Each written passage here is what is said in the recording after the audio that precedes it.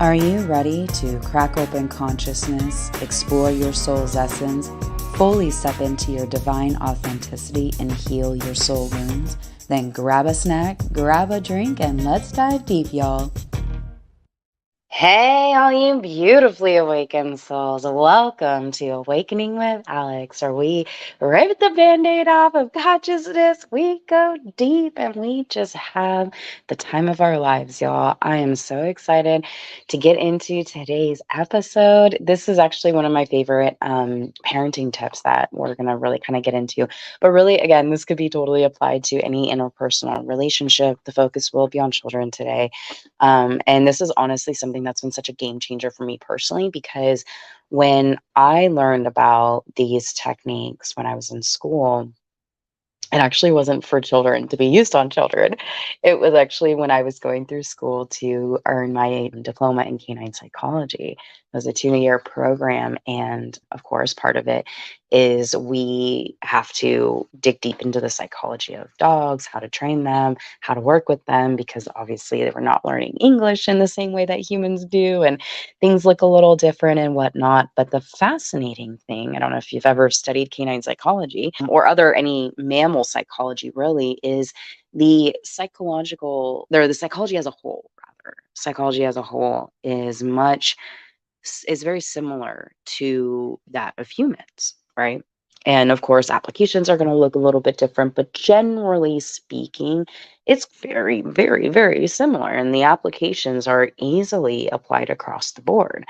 So one of the things when we are learning about conditioning the brain and conditioning the animal to do as we please, and because mine's specific, if you don't know my past, my specific training was high level training. So service dogs, competitive teams that are working to get their skill sets together. So you're talking about like agility, rally, even show dogs, dogs who would do things of that nature, right? So my training was more on the advanced, and that's where my focus was. And one of the things that you want to do when you are in that session with your pup or with a dog, whatever, whoever it is you're working with, is you want to hit on when the dog is doing something good. You just want to note on it. And it could be simply a good, thank you. And you'll hear me, people always would giggle when you see me train my dogs. You'll see me having like these full on conversations with them. I always joke that I'm like totally bipolar, because I'll be like high pitch and energetic one moment, and then boom, deep correction the next second, right? And so it's so funny when I just watch videos of me training, because you really are this up and down, depending on what's going on, right? And so with that being said, I decided one day to just start applying it to my oldest two when they were younger. When I went through and started studying, so it was actually while I was studying for school. My older two, they were around 3 and 4 when I was going through school, and they started responding pretty quickly. And I guess I shouldn't be surprised, like looking back, but I was quite shocked. I was just like, okay. And then it was interesting to start witnessing how I was making emotional deposits into their bank, is essentially what I realized I was starting to do. And I didn't really put the connections together, because I was, going through my terms and applications and whatnot, and, all the different things, right? As of course I was in school and I was learning, but I was genuinely shocked that this stuff was actually starting to work on my kids. And, of course, we were going through, my ex was still involved at the time within their lives. His rights hadn't been terminated. And so it was very interesting that they were starting to have different responses to my change of interaction. And when I say something, I mean, so for instance, like right now, right? My middle son, who was the younger of the two, my older two, who I was referencing a moment ago. So my now middle son, right, when he does something gentle with the baby, for instance, because there is a 7-year age gap between the two boys. And so, of course, my middle son, being a typical 11-year-old boy, is all about the go, go, go, like, total boy, right? And with that being said, can get a bit rough with the 4-year-old, overly rough, not realizing that he is still only 4 years old. And so, one of the big things we've really been working on is managing self control to not inadvertently hurt the baby. And so he'll do something, right? And I'll recognize him doing some sort of self control, or he might do something else that shows some sort of constraint, some sort of self regulation or self awareness at the very least, that I should probably pull this back, or however that looks, right? To be more appropriate with a 4-year-old versus a boy my age. And I'll hit on it. And I'll be like, wow, thank you for doing this, or wow, thank you for doing that. I see you, I recognize that. Or, you don't even have to say thank you, or just like, oh, I like how you did X, Y, and Z today. I witnessed, because I'll do that too. Like later on, like after something's happened, right? I'll go back to them and be like, yeah, so, you know, I watched you do this and I really loved how you did that. Do you want to talk to me more about it? And really having an opportunity to connect with them, especially as they're preteens, right? And going into that whole thing where they're starting to come out of, I always laugh. There was an analogy I came across many years ago. It was like, up until your children hit a preteen stage, I want you to engage them like a dog does when you come home, right? You're excited to see them, you're enthusiastic, right? Because by the time that they become preteens, they start transitioning. And then, of course, teens, they become more like a cat, where they're like, don't really bother me. I will come to you when I'm ready, right? And they are finding their own.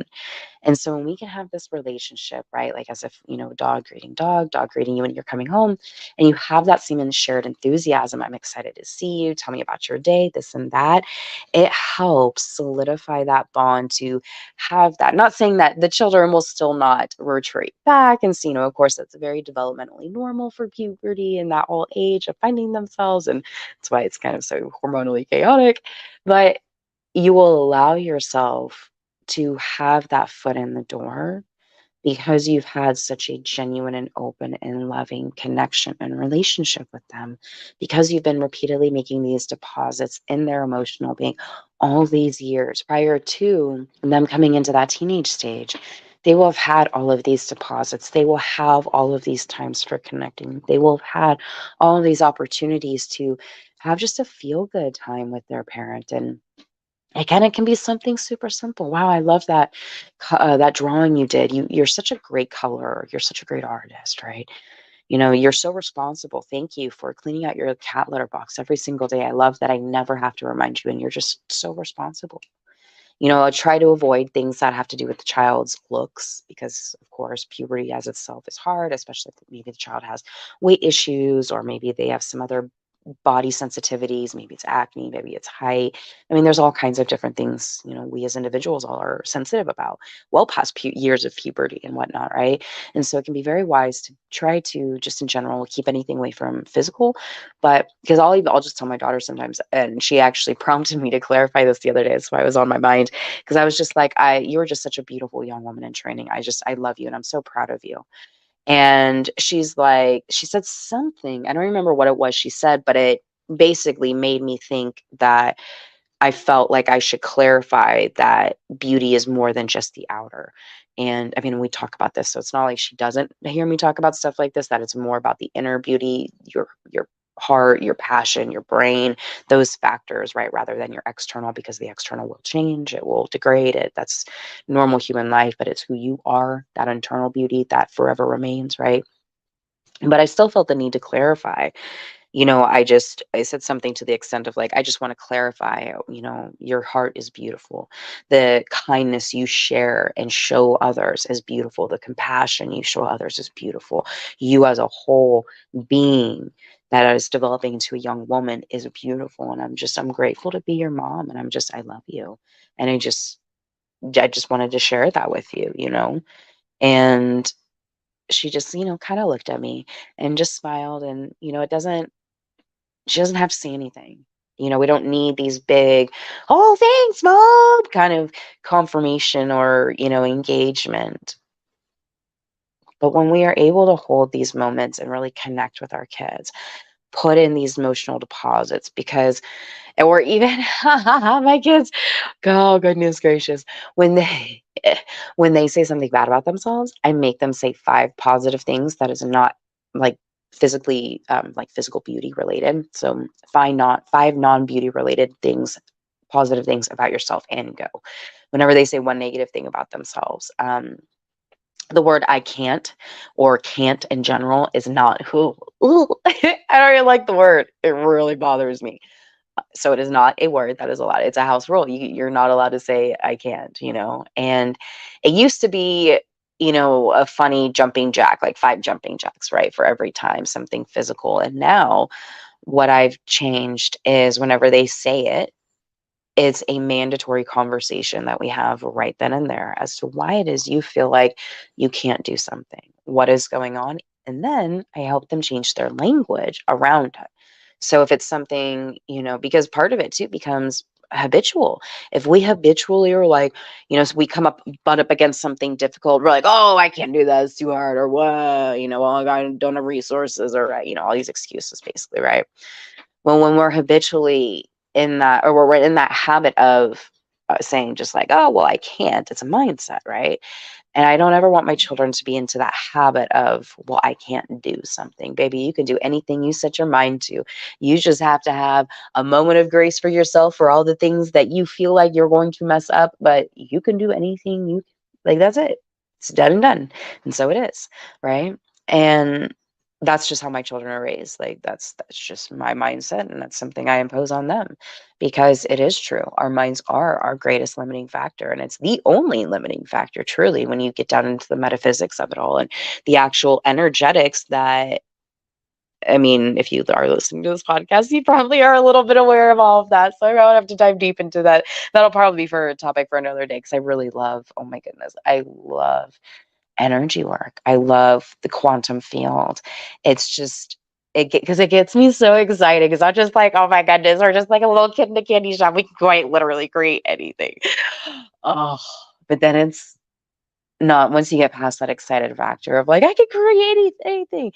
And then the question becomes, but am I able to? Am I in a energetic place, like position, evolutionarily standpoint, to receive anything? And then that is where it becomes like, okay, let me shift my focus rather than on manifesting tangible objects to become the thing that is in such deep resonance with the manifestation that it's just almost like blasphemy to like think it wouldn't come through, right? You're just so deeply in resonance with the thing because you have evolved to be in resonance with the thing.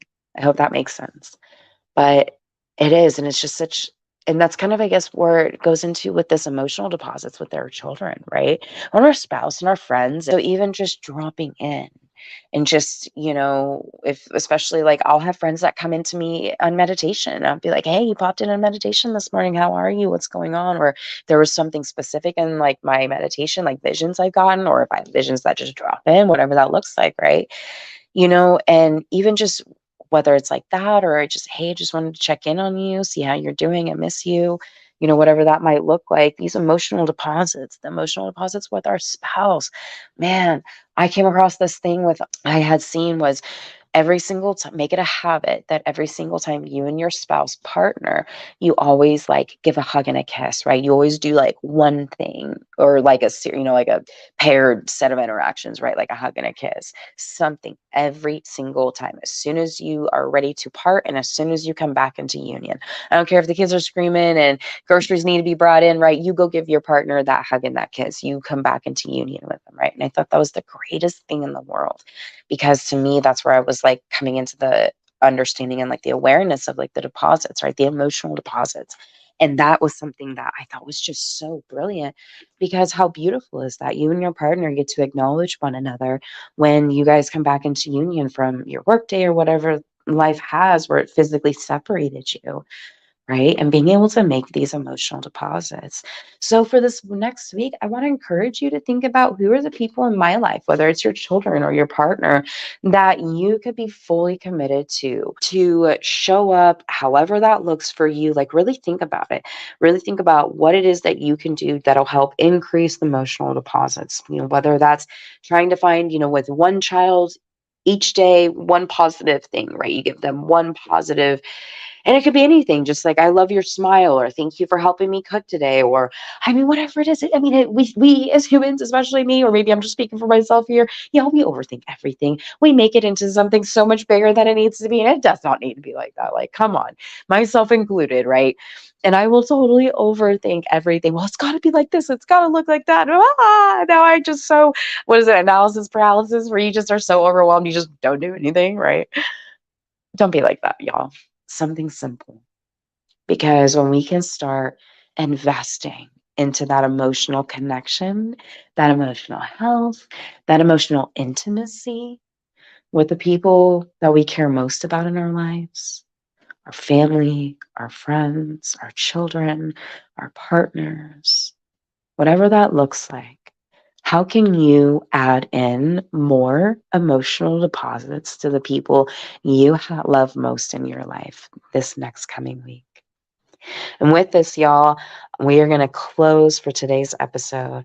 I pray you have a beautiful day, a beautiful week. I pray that you step fully into your passions this next coming week and live the life you were truly meant to lead. Now go be great, my loves.